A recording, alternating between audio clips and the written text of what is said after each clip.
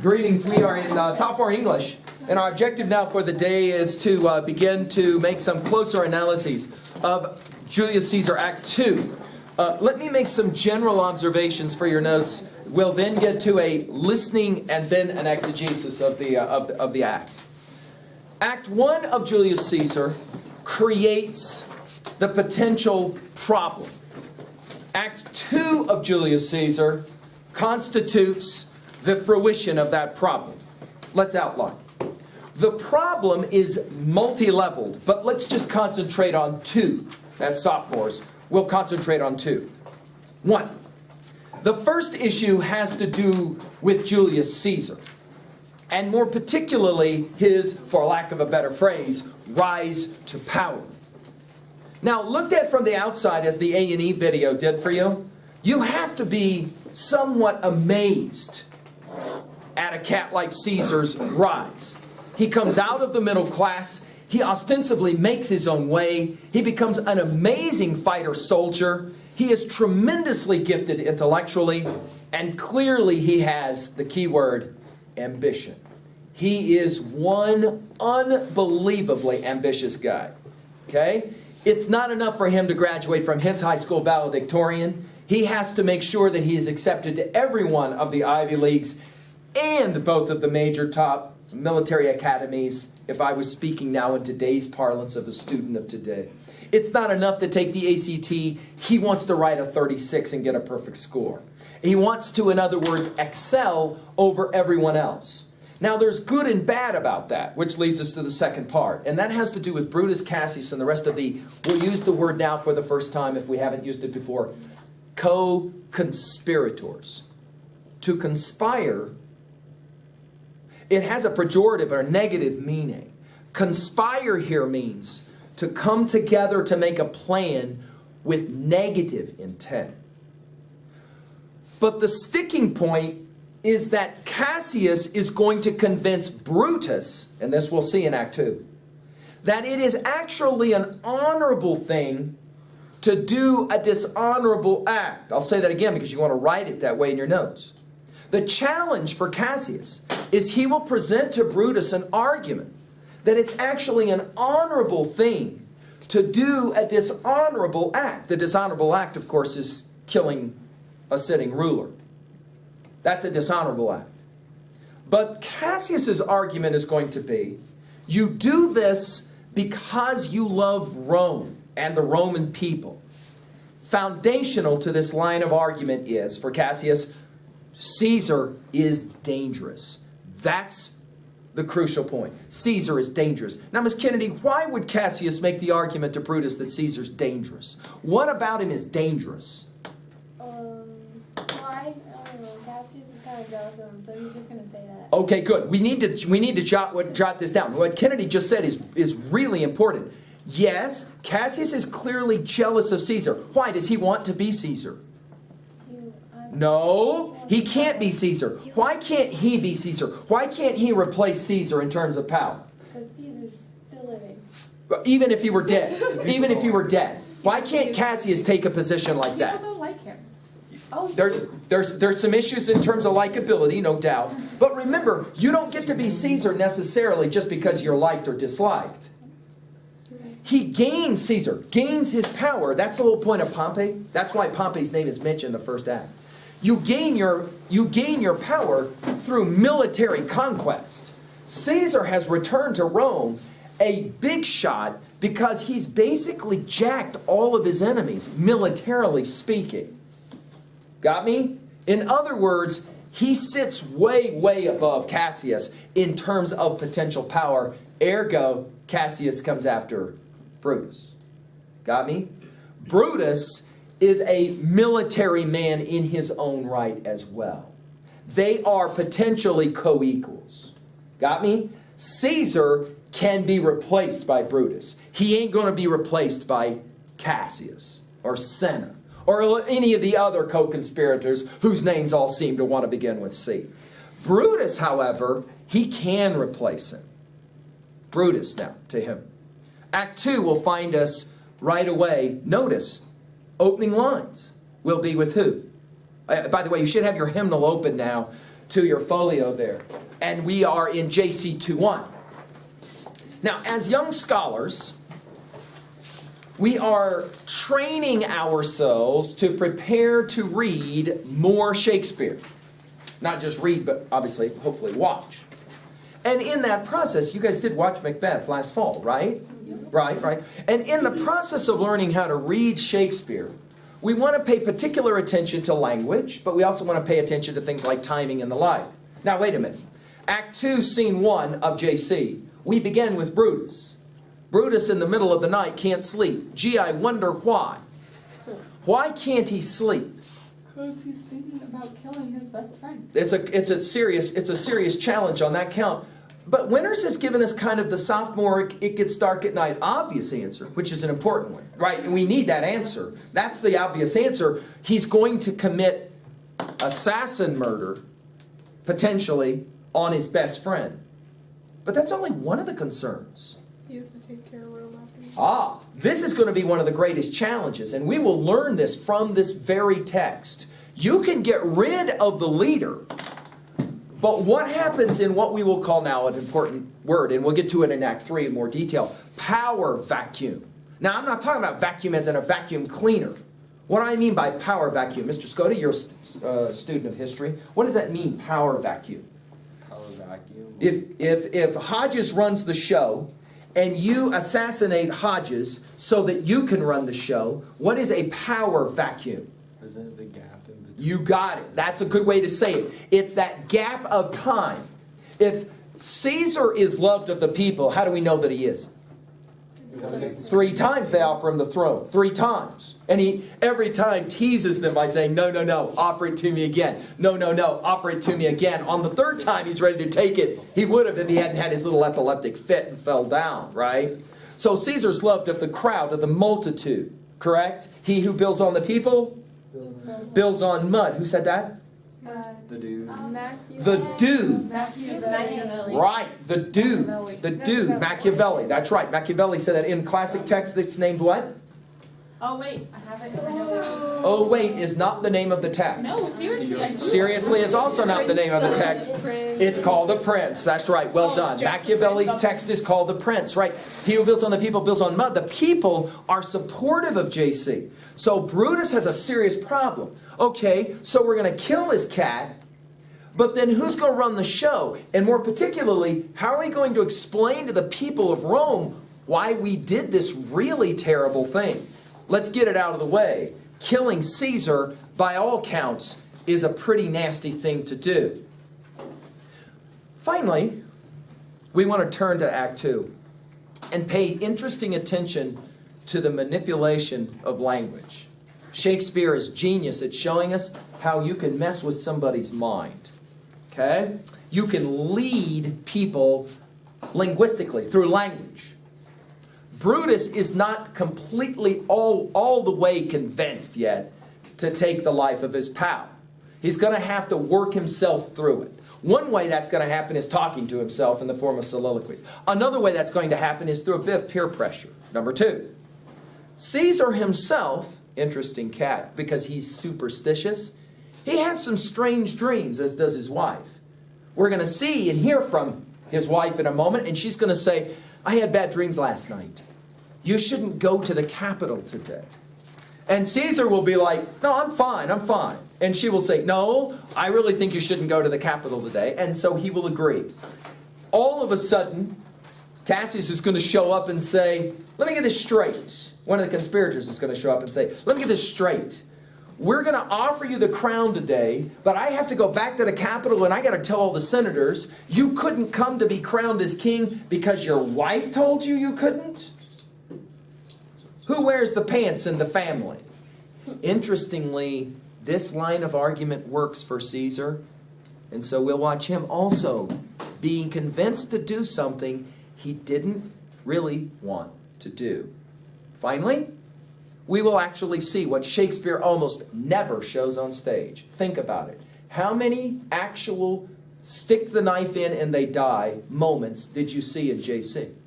I'm talking about written in the play. I'm not talking about a Leonardo DiCaprio version where every third person gets blown away by a pistol. I mean, in the actual play, R&J, how many people actually physically get stabbed and die? Think about it. It ain't very many. When Shakespeare on stage shows violence, he's doing it very selectively, isn't he? Right? He's doing it very selectively. One of the most disturbing single scenes, are you ready for this? Will be not only the stabbing of Julius Caesar, but after they stab him, they all kneel down and soak their hands in the blood of Caesar. Now, how this is done on stage is always problematic. How specifically do you do this? There's got to be enough blood that all those guys get it on their hands. I don't understand. What's symbolically significant about putting the blood on their hands of Caesar? The blood is on their hands, metaphorically and literally, but why would they do it? Why? They voluntarily kneel down next to the body of this cat, and they put the blood all over their hands. What are they doing that for? To show that they're all in it. They're all in it together. Keep going. In other words, nobody can say, oh yeah, the other guy's Jack Caesar, it wasn't me. See, I got no blood on my hands. They're proud of it. They are proud of it. That's important. They do it and they're proud of doing it. In other words, the argument is going to be, this was the right thing to do. Now, immediately after the death of Caesar, and I'm saying all this and then we'll listen to it. Immediately after the death of Caesar, we have a really interesting moment with Mark Antony. Because Antony is the pal of Caesar. Different from Brutus in terms of pal. Antony is really very close to Caesar. If you will, Brutus and Julius Caesar are kind of co-equals. Antony and Julius Caesar are not co-equals. Antony's his pal. He's his supporter. And so one of the obvious concerns early on in Act 2, we're going to hear this, is what do we do with Caesar's pal Antony? Interestingly, Cassius says, you got to get rid of him. You got to kill him. It will be Brutus, darkly ironic, Brutus who says, no, we can't kill Antony. He's a nobody. And once Caesar's gone, he'll fall in line with us. He's a nobody. We don't got to worry about him. Let's not kill him. It's interesting that Brutus in this play is almost always wrong every time. Almost always wrong every time. And sure enough, they're not killing Mark Antony is going to lead to all kinds of interesting fallout. Can we say it this way to speak in military language? Collateral damage. There will be a lot of collateral damage because Mark Antony is allowed to live. But Antony is a very smart guy. He knows how to use a situation. And by the end of the second act, Mark Antony's doing one of these. Okay, so they wanted to jack on Caesar. I got a way to jack on them. The way he will do it will be fascinating, and that will, of course, constitute the third act. So let's just say it now in summation. Act 2. The fundamental thematic, let's call it plot first. The fundamental plot-driven action of Act 2 is simply the death of Caesar. We will hear very briefly from him in Act 2, and then he's gone. That's why it's so ironic that Shakespeare would call the play Julius Caesar. As an actor, we don't hear much from him. And as a participant in the play, we don't see much from him. We don't see hardly any of him after Act 2, with the exception of the appearance of his ghost at the end of the play. Okay? So more interestingly, we want to watch the fall of Brutus. And I use that term intentionally, the fall of Brutus. Brutus will make the decision to go along with a plan he's not totally comfortable with, but he does it anyway. And in the process, he will lose everything. That will make him a tragic hero. That will make him a Shakespearean tragic hero. Are you with me? All right, here we go. I think there was just a few seconds left at the very end of the first act. We'll let that play out, and then we'll be ready to go on, okay? We are now going to work with JC Act 2.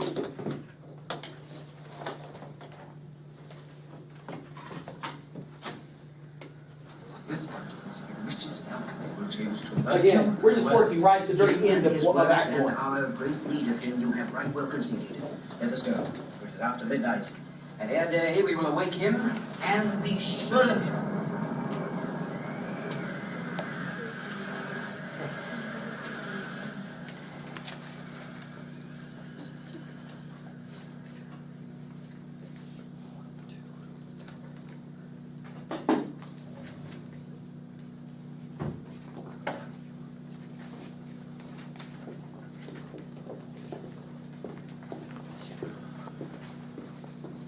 What All right, Lucius now you got to follow along. You're reading in your text. given by the progress of stars. Yes, I Lucius, I say. Lucius is a servant.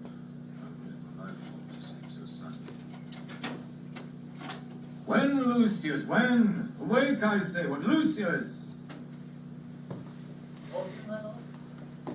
Get me a taper in my study, Lucius. When it is lighted, come and call me here. I will.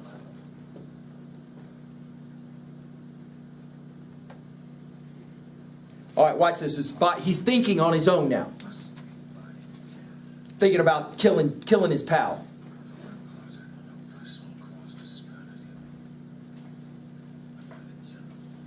He said, I'm going to kill him for the good of the Roman people.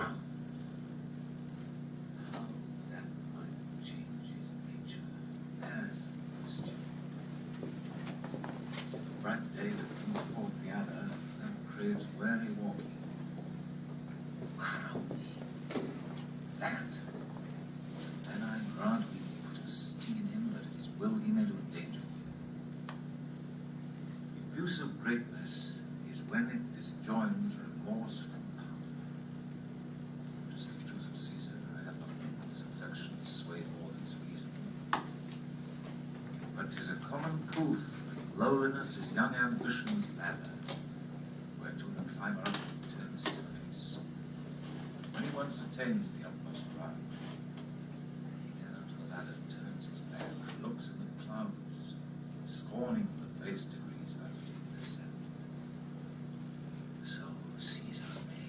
I want to point out something important. Brutus works off of the assumption that Caesar might do this. Did you see the line you just read? So Caesar may. In other words, for Brutus, it's not that I know 100% that JC is going to become this tyrant, this guy who climbs the ladder and then turns his back on all of us. He says, but he may. And then he uses a really interesting word picture. If Caesar is like a terrible king cobra, once he becomes fully grown as a king cobra, he can kill and bite. But when the cobra is inside of the little egg, all you have to do is stomp on the egg, no king cobra. It is a very interesting word picture. Brutus will say, we got to stomp on the egg to make sure we got no king cobras, no serpents coming. Then, lest he may prevent bear no color for years, fashion it thus, that what he is, augmenting, run to these extremities, and therefore think him as a serpent's egg, which hatched, would as his kind grow mischievous, and kill him in the shell. Take a moment in your closet, sir. Such a moment for clean tobacco. This paper. Thus. I'm sure it did not like that one. Get you to bed again, it is not day. Is not tomorrow, boy, the Ides of March? I know not, sir. Look in the calendar and bring me word. I will, sir. The exhalations hissing in the air give so much light that I may read by them. Okay, here's one of these letters that Cassius has written to him. Brutus, sleepest. Wake and see thyself. Shall Rome, etc. Speak, strike, redress. Brutus now sleeps. Wake. Such instigations have been often dropped where I have took them up. Shall Rome, etc. That's beside Peter out. Shall Rome stand under one man's awe? What Rome, my ancestors did from the streets of Rome the Tarquin drive when he was called a king. Speak, strike, redress. Am I entreated to speak and strike? O Rome, I make thee promise. If the redress will follow, thou receivest thy full petition at the hand of Brutus. Sir, much is reason. It is good. Go to the gate, somebody knocks. This is Cassius' first Caesar, I have not slept. This is an interesting line. Take a look at it. We'll look at it and then we'll listen to it. He says, since Cassius raised this whole topic, he says, I haven't been able to sleep. It's been bugging me so much. And then he says something that every sophomore understands at a fundamental level. It's one of the reasons why we love to study a play like this. Look at what he says about the mind in conflict. When you are not completely sure about stuff that you've got to do. Take a look at what he says. Between the acting of a dreadful thing and the first motion, all the interim is like a phantasma or a hideous dream. The genius and the mortal instruments are then in council, and the state of man, like to a little kingdom, suffers then the nature of an insurrection. A student once said, I totally understand this because me and my pal, we were at Blair's, and my pal said, we're going to steal this candy stuff. He said, I was in middle school, in 8th grade. And he said, so, I don't want to, what, are you afraid? You're a chicken? See, notice how, again, Cassius kind of, what, are you, a chicken? Are you afraid? And so he said, all right, fine, I'm not going to let you make fun of me. So he said, as I was going to do it, he said, this thing in my mind is fighting back and forth. This is exactly what Brutus is saying. On the one hand, I don't want to do this. On the other hand, I don't want him to make fun of me. Brutus is in that same situation. He is clearly worried. Let's take a look. All the interim is like a phantasmal or hideous dream. Genius and the mortal instruments are then in council, and the state of man, like to a little kingdom, suffers then the nature of an insurrection. A mixed mind, we might say. Is he alone? Enter all the conspirators now. You know them? They're having some fun about their ears. How's their faces buried in their coats? Their fine names. I think it's something quiet. Let him enter. They are perfection. Conspiracy, shames thou to show thy dangerous brow by night when evils are most free. Oh, then by day, where wilt thou find a cavern dark enough to mask thy monstrous visage? Seek none conspiracy, hide it in smiles and affability. For if thou have thy native semblance on, not Erebus itself were dim enough to hide thee from prevention. I think we are too bold for your rest. Tomorrow, Brutus, will we trouble you? I have been up this hour, awake all night. Know these men that come along with you? Yes, every man. And no man here belongs to you. Everyone does wish you had but an opinion of yourself which every noble Roman bears of you. This is Trebonius. He is welcome hither. This Decius Brutus. He is welcome too. This Casca. This Sylla. Notice the list of all the conspirators, right? What watchful cares do interpose themselves betwixt your eyes and night? Shall I entreat a word?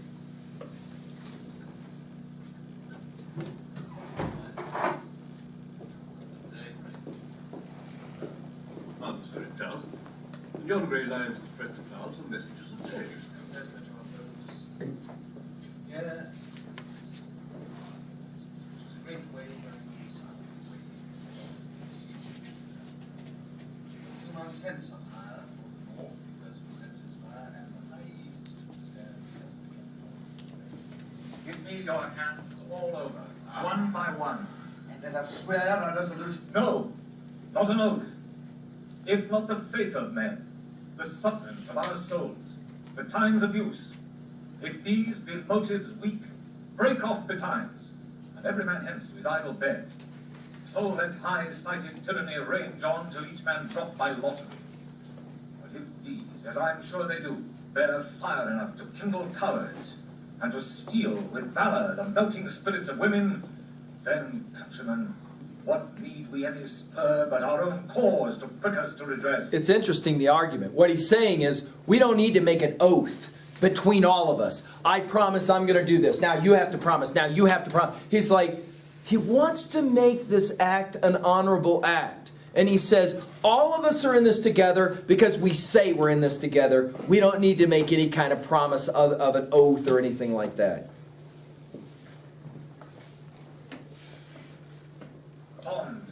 than secret Romans that have spoke the word and will not palter. And what other oath than honesty to honesty engaged, that this shall be or we will fall for it? Swear priests and cowards, and men cautelous, old feeble carrions, and such suffering souls that welcome wrongs. Unto bad causes swear such creatures as men doubt, but do not stain the even virtue of our enterprise, nor the insuppressive metal of our spirits, to think that or our cause or our performance did need an oath. For every drop of blood that every Roman bears, and nobly bears, is guilty of a several bastardy if he do break the smallest particle of any promise that had passed from him. What of Cicero? Shall we sound him? I think he will stand very strong with us. Let us not leave him out. Don't meet. Let us have him, for his silver hairs will purchase us a good opinion, and by men's voices to commend our deeds. It should be said, his judgment ruled our hands. Our youths and while the shunder will here, but all be buried in his gravity. Oh, name him not. Let us not break with him, for he will never follow anything that other men begin. Then leave him out. Indeed, he is not. Shall no man else be touched, but only Caesar? What does it mean, touched? Yeah, right.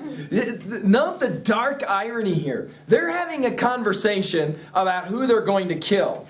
And Brutus says, we've got to make sure we do this with honor. There's obviously some problems here, right? In the whole discussion of doing something. It raises an interesting question. Is it ever okay to do something wrong for a good cause? Do the ends justify the means? That's a really intriguing question in this play. Mark Antony is so well beloved of Caesar, shall outlive Caesar, shall find his image, shall try to know his means, he will stretch so far as to which to prevent. Let Antony and Caesar fall together. Our course will seem too bloody, Caius Cassius. To cut the head off and then hack the limbs like wrath in death. Let's not kill Antony, says. For Antony is but a limb of Caesar. Let us be sacrifices, but not butchers, Caius. We all stand up against the spirit of Caesar. And in the spirit of men there is no blood.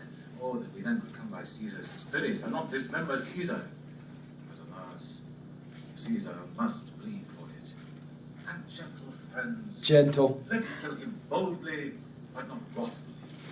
Let's carve him as a dish fit for the gods, not hew him as a carcass fit for hounds. Dark irony. Let our hearts, as subtle masters do, stir up their servants to an act of rage and after seem to chide them. This shall make our purpose necessary and not envious. If so appearing to the common eyes, we shall be called purgers, not murderers.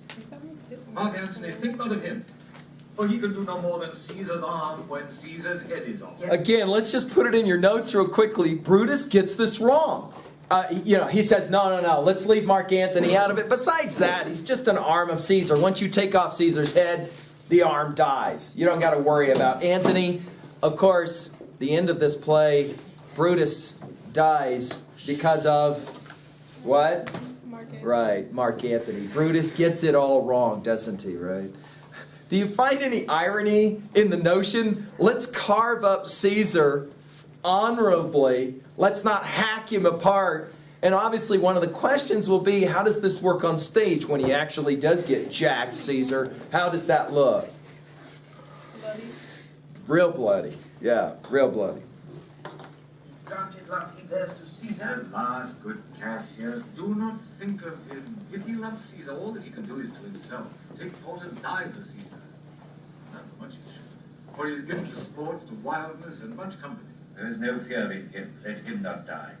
He will live and love at this hereafter. Peace. Count the clock. The clock hath stricken 3. It is time to part. He is superstitious grown of late, right from the main opinion he held once of fantasy and dreams and ceremonies. It may be he's apparent. Right, how are we going to get him to the capital? That's what they're asking. May hold him from the capital today. Never fear that. If he be so resolved, I can persuade him. For he loves to hear that unicorns may be betrayed with trees, bears with glasses, elephants with holes, lions with toils, and men with flatterers. But when I tell him he hates flatterers, he says he does, being then most flattered. The point here is, Decius says, don't worry about it. I know exactly how to get to Caesar. He loves to be flattered. And the minute we flatter him, he'll do whatever we want to do. Let's put it in your notes. This is Shakespeare's way to give you an indication that this is a play about talking people into things they don't want to do. Again, we call that rhetoric. R-H-E-T-O-R-I-C. Rhetorical techniques of persuasion. Making people do what they normally don't want to do. Here's the point though. If you're studying this play and watching it on stage, you immediately can identify the ways people are trying to talk you into something you do not want to do. Peer pressure loses its power once you understand the rhetorical technique behind it. Do you understand what I just said? Peer pressure loses its power the minute you understand the rhetorical technique behind it. So you're going to watch how they convince Caesar to go to the Capitol. The next time somebody tries a technique like that on you, your instincts can be to be, oh, I get it. You're trying to mess with me the way that they got Caesar. Ain't going to work with me. I ain't no stupid Caesar. See how that works? Shakespeare's able to educate you through this play. Maybe that's why this play gets taught to so many sophomores. Because sophomores are easily fooled, are they not? Easily fooled, right? Think about all those poor little freshman girls who show up at Worland High School with all those senior guys. If they could have only known this play, they'd been able to immediately pick up, oh, I get it. You're playing rhetorical games with me to try to convince me. Haha, that's funny. It's not going to work. If it's you with a true and I will bring you to the capital. By the 8th hour. Is that the uttermost? Speed at the uttermost. Fail not then. Caius Ligarius doth bear Caesar hard, who rated him as being well upon me. I wonder none of you have thought of him. Now, good Metellus, go along by him. He loves me well, and I've given him reasons. Send him but hither, and I'll fashion him. When morning comes upon us, we'll leave you with this. And friends, disperse yourselves, or remember what you have said, and show yourselves true Romans. True Romans. Gentlemen, We're liars, but we're true. Let not our looks put on our courtesies. There it is our Roman actors do, with untired spirits and formal constancy. And so, good morrow to you, everyone. This is fundamental to appreciating Shakespeare, especially his tragedies. I'll give you the line that I've already given to you from the play Macbeth. We'll study it here in 24 months. There is no art to find the mind's construction in the face. There's no way to tell from a person's face what he or she really believes. Let me give you another line from Macbeth. Lady Macbeth says to her husband Macbeth, look like the innocent flower, but be the serpent under it. You go out into the garden and you see this really pretty flower, and you go, oh, that's so pretty. And you reach your hand down to pluck it or to look at it. From behind the flower, a king cobra. Bam! Gets you. That's the word picture of Macbeth playing the same game here. Brutus says we all got to be really good actors. Actors for who? Actors for who? Who are we? Who will be watching us? The common people. Clearly the common people, but more importantly who? Caesar. You got to be careful with Caesar. He's shrewd. He's going to be able to figure out from our face our purpose unless we're really good actors. We're going to have to fool Caesar, and we'll make sure we do that really well. Follow on.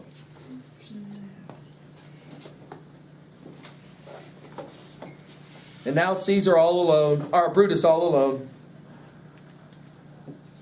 Lucius. Honestly, it is no matter. Enjoy the honey-headed dew of slumber. Thou hast no figures nor no fantasies which busy care draws the brain.